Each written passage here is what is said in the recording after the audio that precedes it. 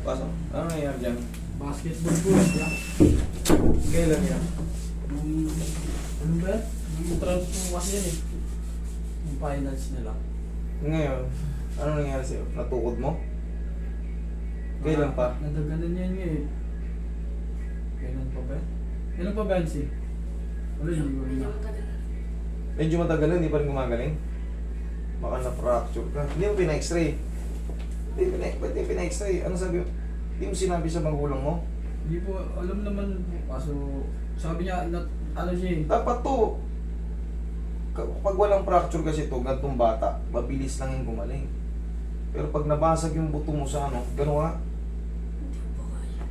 Basag nga yung buto. Public. Dalawang beses na ano niya eh, hinatak yan ng ano niya, ng kapatid niya. Ayan, putol oh. Hawakan mo. Putol yan, ayan. Ayan. Basag yung buto mo, idol.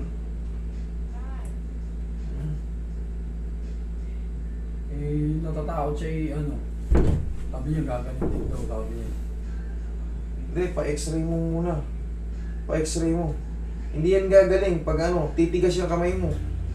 Pa-x-ray mo muna, tingnan natin kung paano kang... Taga saan ba kayo? Hindi ang parais ko lang ako. O dito, magpa-x-ray kayo dito.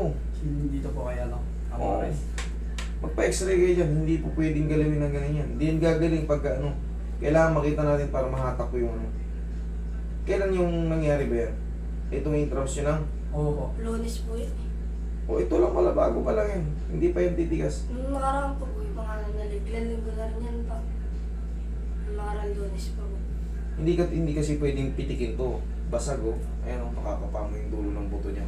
Pero kung yung araw na yung ano, yun. Pero kasi to, mag-iiyak to.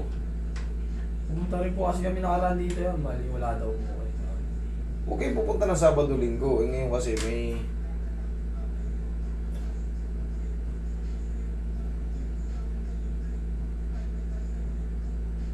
Itong kailangan ma-x-ray mo. Pa-x-ray mo muna.